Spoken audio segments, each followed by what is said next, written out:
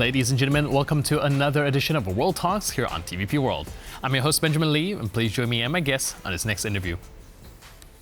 As G7 leaders convene in Alberta, Canada, the summit is tackling global priorities from economic resilience, tension to the Middle East, to support for Ukraine. Now, with Canada opting for a chair summary instead of a joint communiqué, the format reflects a cautious approach to maintaining cohesion among allies, including the United States. To unpack what is at stake and how it's being understood through a Polish and European lens, we're joined by Tomasz Kasprowicz, editor-in-chief of Publica, Nowa. Hello, sir, and welcome to TVP World.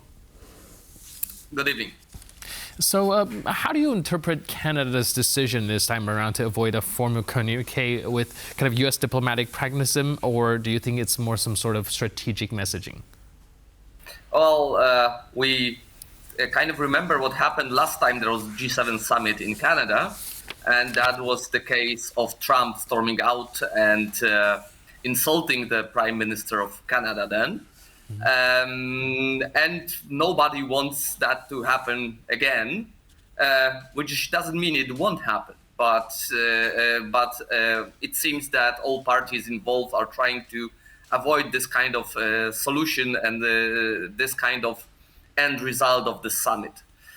So this is definitely a caution to avoid putting in even a bigger wedge between the supposedly allies, which is very difficult at this trying time.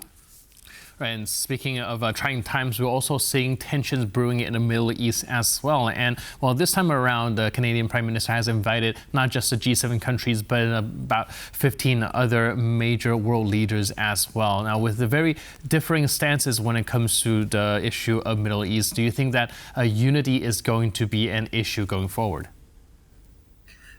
It might be, because it seems that the patience for what Israel is doing is running thin in some of the countries, at least. While the reaction to October events in Israel, initial reaction was met with quite a lot of understanding. The attack on Iran, which is clearly an aggression, is a difficult issue. Especially that it, of course, led to increase in the oil prices already, which adds to bigger problems that the world economy is facing with all of the strain of Trump tariff policy. So we don't really know how this will play out.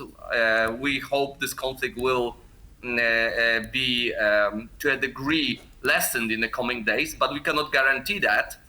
We clearly see that even President Trump would like that to happen. In his communiqué, he basically said that in coming days there should be a peace, especially that he wants to see himself as a peace president that is not starting the wars but finishing them, so far with little luck.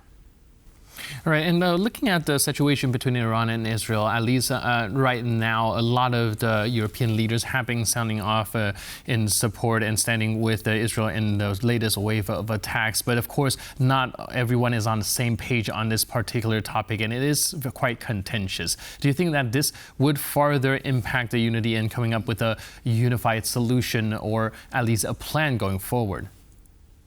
Well, it seems that the events in the Middle East are, of course, a problem. The common stance towards this war probably is not the biggest problem this summit is facing. Clearly, what we see here is mostly the discussion with the United States and thinking on how the transatlantic unity can be maintained, or at least remain at some level. We see that President Trump is facing internal problems. The common name for him currently is Tycho, which is Trump's always backs down. And he needs a win. We hope this win is not going to be belittling his allies, but pretty soon he will be needing some kind of a win. And if he cannot get that in a normal way, probably he will try to strong arm somebody into giving concessions to him. So this is the biggest problem the G7 is facing.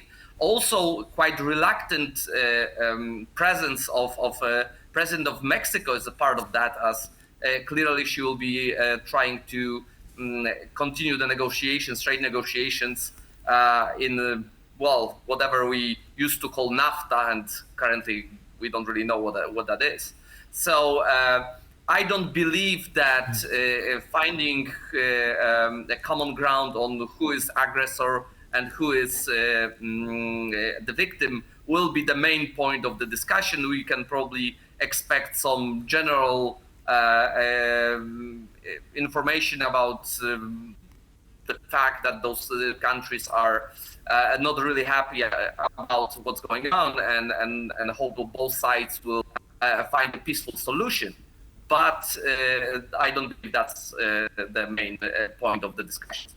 Right, and like you rightfully mentioned, economic resilience is going to be one of the forefront of discussions when it comes to this coming G7 summit. Do you think that, like you said, President Trump's kind of relation with a lot of these world leaders are in the best standing, but do you think that the European Union and Canadian Prime Minister will be able to also present a unified front, or do you think that individual national interests will also introduce some fragmentation when they try to pursue a more bilateral relationship with the United States, which seems to be how Trump likes to function?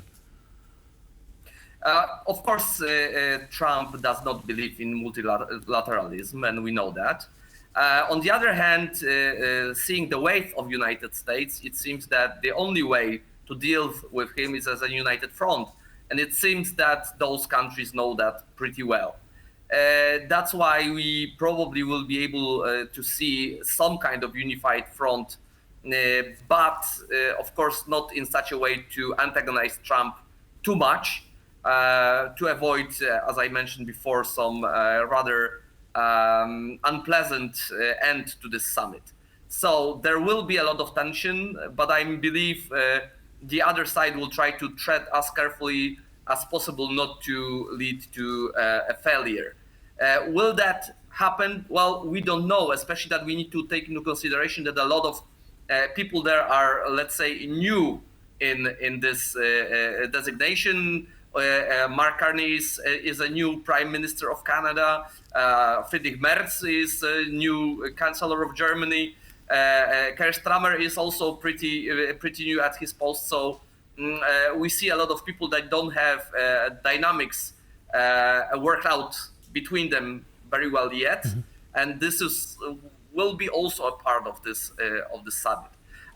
What we know is that Giorgia Meloni has a very good standing with President Trump, so that might be a point that will make the whole thing easier, especially that also Volodymyr Zelensky is invited to the summit, mostly to make another attempt at Trump that is being more and more warm towards Russia. Let's not forget that Meloni is really in the pro-Ukraine camp. So this is another attempt on finding a solution here. All right, like you mentioned before, of course, the Trump-Zelensky meeting is going to be something very important to look out for. And a lot of commentators has also been saying that a lot of these sideline meetings is also going to be, bring a lot of significant development going forward. What meetings between world leaders can we expect to have a meaningful, fruitful discussion take place during the G7 meeting? Well, of course, there will be a lot of bilateral meetings with Trump, mostly concerning the trade. So that's something that is pretty obvious. But of course, we will see some other agendas that are being played out there. Of course, not between the European countries that meet pretty frequently on the European Union area, but we see other countries that find it important to leverage this meeting for further goals. Let it be Australia that is looking to strengthen the defense cooperation, or South Korea that is trying to regain its credential as a stable democracy after the debacle with attempted coup There are countries and agendas here beyond what G7 is trying to accomplish on its own. Now, one of the agenda is also to discuss the war in Ukraine, of course, with President Zelensky. But do you think that, like I mentioned, with the trade tensions being the undercurrent of the backdrop and with the bubbling tension of the Middle East, do you think that the topic of Ukraine might also be sidelined in this coming discussions? I believe this will be an important topic because it's very important for all of the Europeans at the meeting, and they are a majority of the participants.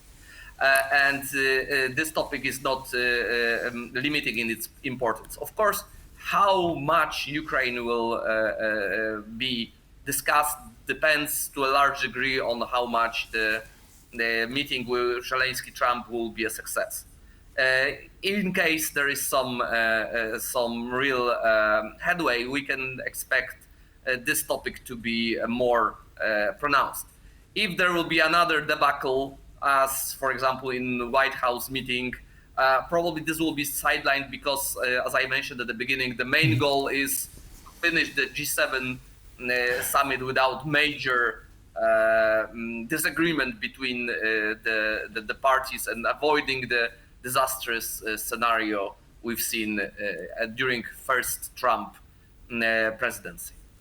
Right. Of course, a lot of discussion is around whether or not this does not all blow up. And do you think that so G7 is still effective as a collective platform for delivering a more unified global message with all these kind of fragmentation going on and the potential of, well, now expectation being set as no diplomatic disaster being somewhat of a victory? Yeah, the bar is pretty low, and still it might be hard to clear, and everybody is afraid of that. Still, let's not forget that this is just because of one player. The other players in G7 find themselves in the situation where the United States are not anymore a reliable ally, which is changing the perspective a lot. And part of it is that the United States is so big that it can bully most of the other countries, or at least so it seemed to Donald Trump. He didn't manage to bully almost anyone, but clearly there is a strength in unity, and we can see it with increasing cooperation between Canada and European Union. We see that in how Greenland is changing its tone towards Denmark and Europe in general. We see how Australia is changing. So it seems that there might be a rise of the bloc of democratic countries that are maybe not excluding United States, but prepared to face United States so that in case of attempts to bully, they can stand together. How successful that will be? Well, we don't know, and we'll see. Let's hope it won't have to be very effective because there won't be a use for that. But let's not forget there is at least another 3.5 years of Trump in office, and we don't know what's coming next. Right, so perhaps this upcoming summit can be a litmus test of what is to come. But in the meantime, thank you so much for your input and insight. Really appreciate it, and thanks for being with us on TVP World. Thank you very much. Cheers. And thank you for tuning into this edition of World Talks. But for more news, update, and commentary, please stay tuned to TVP World.